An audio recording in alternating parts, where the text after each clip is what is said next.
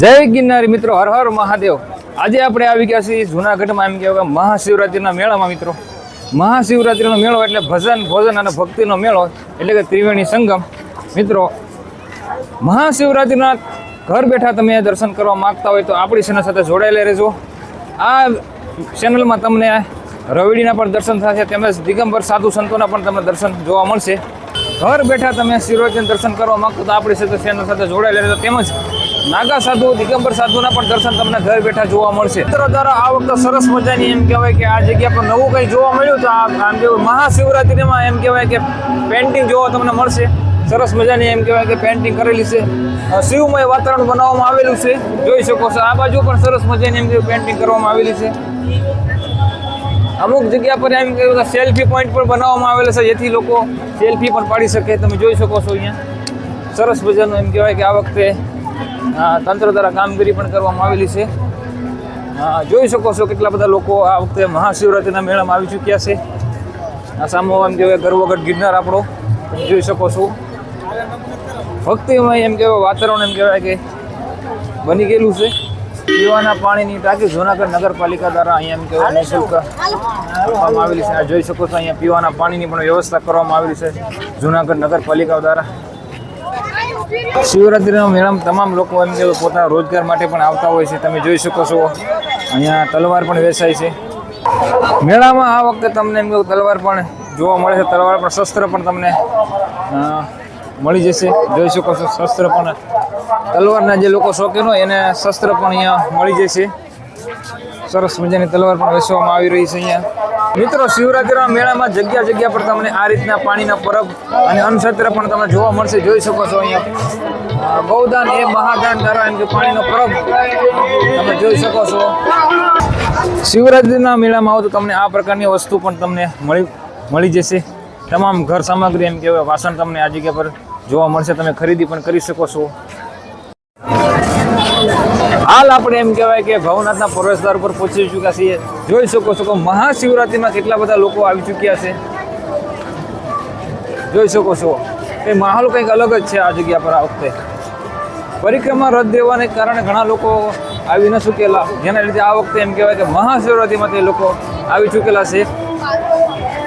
હજારો લાખો લોકો આ મહાશિવરાત્રિમાં આવેલા છે।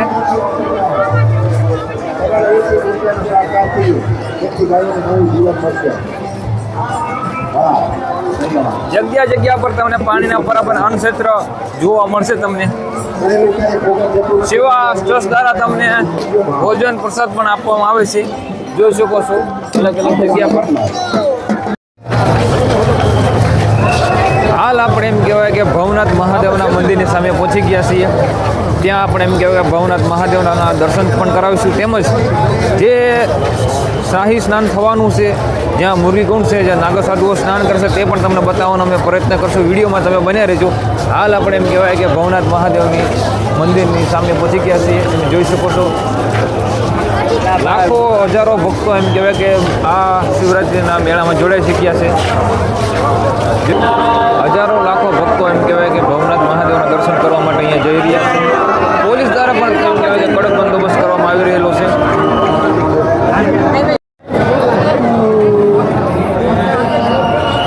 જોઈ શકો છો સરસ મજાનું એમ કહેવાય કે ડેકોરેશન મંદિરમાં કરવામાં આવેલું છે। જય ગિરનારી લખવામાં આવેલું છે।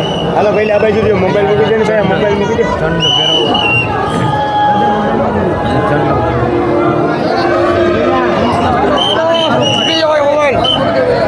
આજે તમને એમ કહેવાય કે દિગંબર સાધુ સંતોના દર્શન કરાવીશું।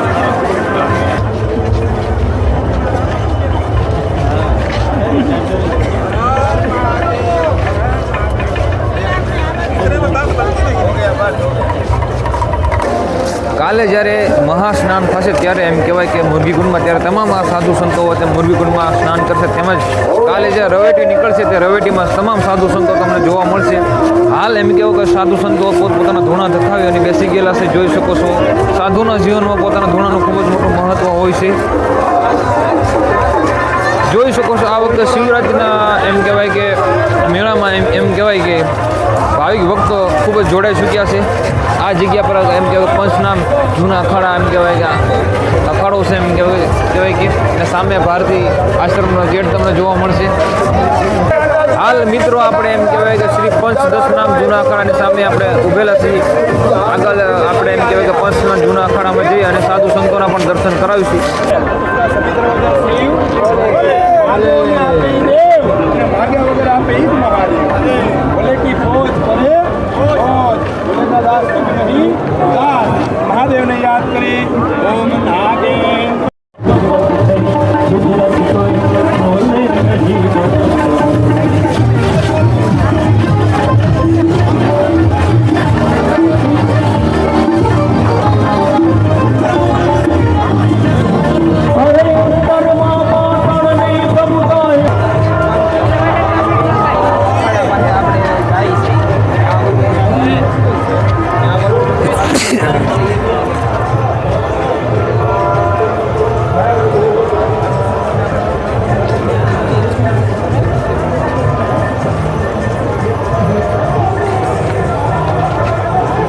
બાબુ આ જગ્યા પર એમ કહેવાય ધૂણો સેતન કરી રહ્યા છે.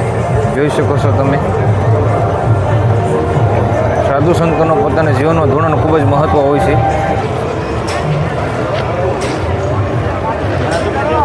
જોઈ શકો બાપુ પોતાના ધૂણામાં કંઈ રસોઈ પકાવી રહ્યા છે.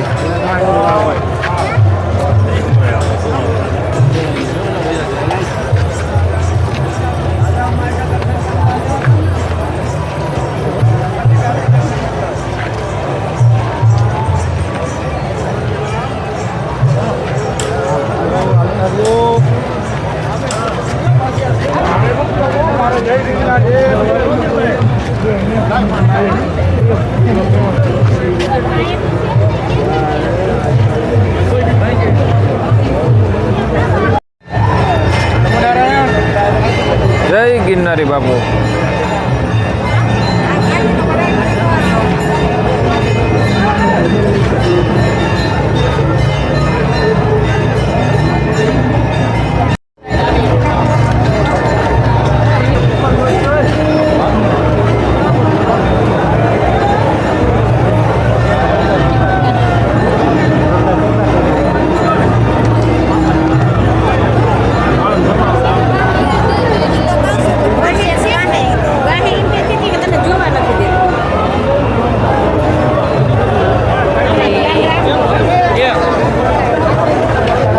જોઈ શકો છો આ જગ્યા પર કિન્નર અખાડો આવેલો છે અને તમામ એમ કહેવાય કે ભાવિ ભક્તો કિન્નર અખાડામાં દર્શન કરવા માટે જઈ રહેલા છે.